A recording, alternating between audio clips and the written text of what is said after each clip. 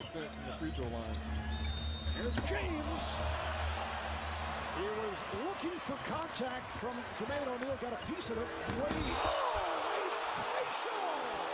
Yes, and a foul.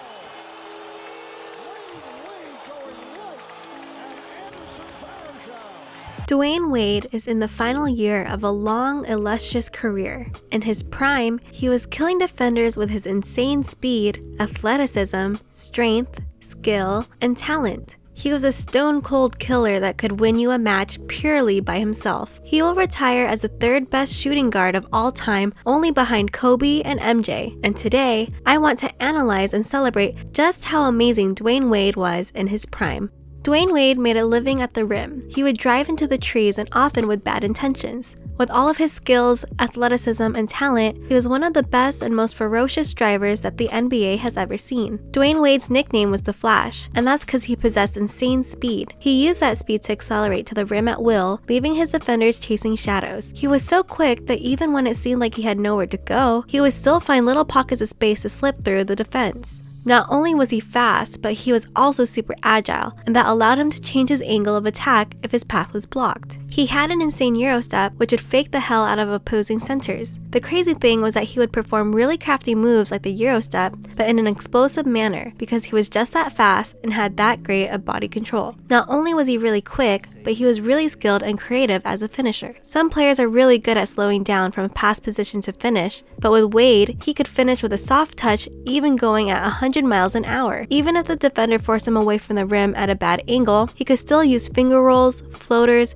or hook shots that would kiss softly off the glass and into the basket. Wade was built like a tank and was extremely strong. Because of his strength, he would play very physical and could finish through contact. But even though he would go at the rim fast and with a lot of physicality, he remained in control and would often get to the free throw line instead of getting called for an offensive foul. He was also a super explosive athlete, meaning he had a really great vertical. Even if an opposing center got in good position to block him, he would just stay in the air and finish. And with Wade, you had to make sure your defense was on point, because if he saw even an inch of daylight, he's attacking, and most likely getting a bucket or a foul. And if you were really late on closing out on him, then Wade would put you in his personal highlight reel. All in all, he was such an amazing driver because he had a combination of elite athleticism, skill, and toughness. Even though he was only 6'4", he wasn't afraid to go at the rim, and even when he got hurt or fouled hard, it wouldn't deter him from being in attack mode and barreling down into the paint.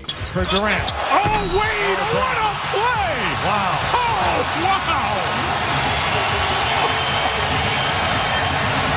Of course, if a person in the NBA is an elite driver, the defense will try to force them to take jump shots, and because of that, Wade developed a nice mid-range jumper as a counter to his drives. If you give him space on his drive, then he was confident in pulling up and taking the shot. And if he drove and you kept up with him, he would take a pullback dribble to get separation before rising up for a shot. Even though Wade was never known as a shooter, he never hesitated when he had space to shoot. He was so talented that even if you had a good contest on him, he could still sink the shot. And when Wade was hot, you had to be careful because he could easily sink shot after shot after shot.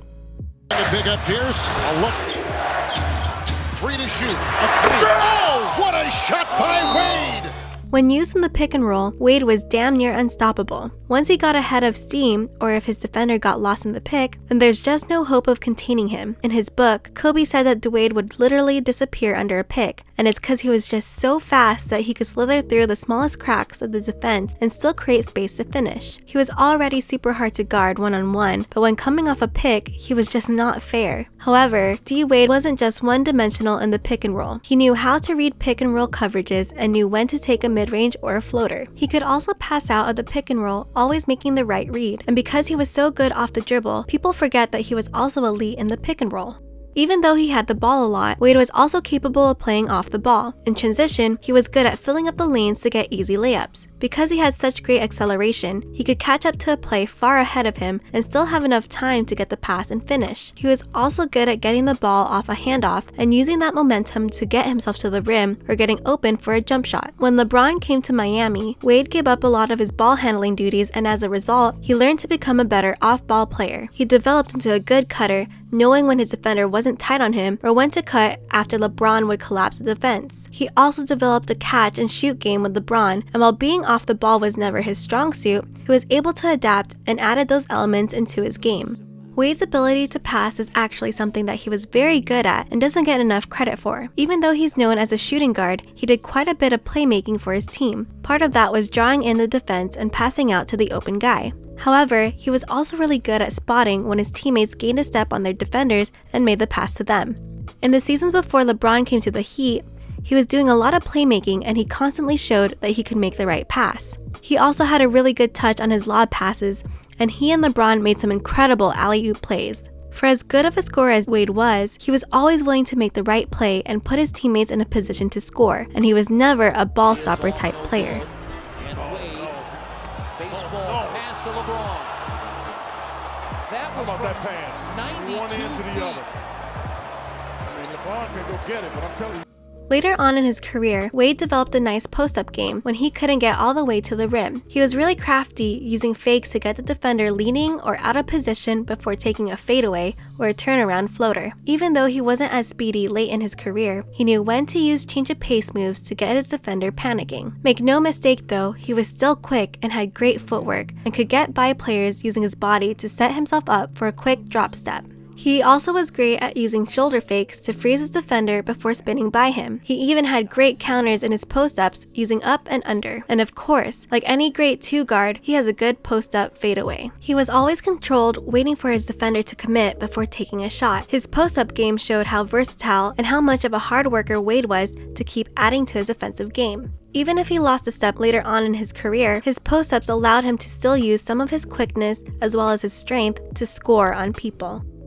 Not only was Wade super talented, but he was an absolute stone-cold killer and a ruthless competitor. He would do whatever it takes to win, and at times, even put the team on his back if he needed to. You can look to the 2006 Finals series, where he carried his team to a championship, including a legendary performance in Game 3, where he scored 13 straight points in a close comeback win for the Heat. In that game, he was hitting tough shot after shot, but it didn't matter. He was just so good in the clutch, and you could always rely on him to close out a game. He then went on to average 30 plus points for the remainder of the series to give the Heat a championship. While yes, the referees were giving a lot of free throws to Wade, you had to respect how he put his franchise on his back and willed them to a championship. In the hands of Dwayne Wade. They have Howard on him. Wade looking. Pulls up, banks it in, tie game with 2.8 remaining. The remarkable Dwayne Wade with 39. Remarkable is right.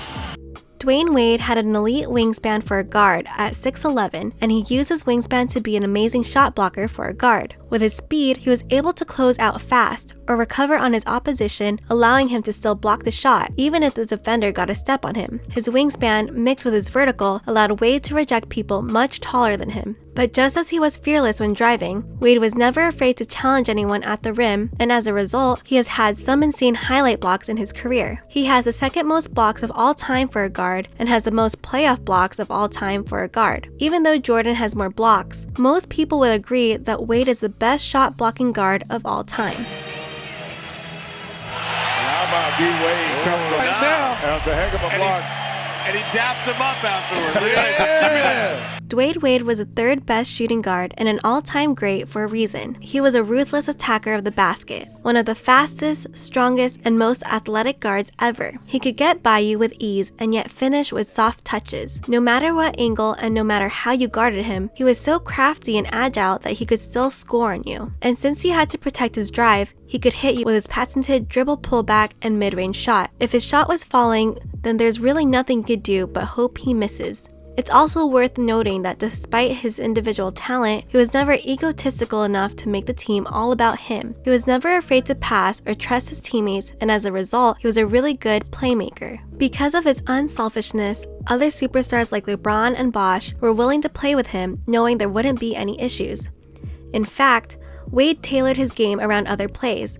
learning more off-ball movements to better complement LeBron. In the late stages of his career, he's been fine with coming off the bench, showing how he was always a team-first guy. The result was him being able to prolong his career as a useful player. Despite being the main offensive player, he was never afraid to play the defense, and as a result, became elite at blocking shots. If a bigger player was trying to throw it down, he never shied from the challenge and got some insane blocks in his career because of his fearlessness. Wade was also a killer and could win games by himself. The finals run in 2006 was one of the greatest individual performances of all time, and he would carry his team to the win in multiple games. He did this in his third year, which was even more insane. He was also a performer, knowing when to make the highlight play and get the crowd going. This is his last year, and it's going to be so sad to see a legend gone because he was really special. It will be a long time till we get someone with his combination of playmaking, shot blocking, athleticism, craftiness, competitiveness, and ruthless killer instinct.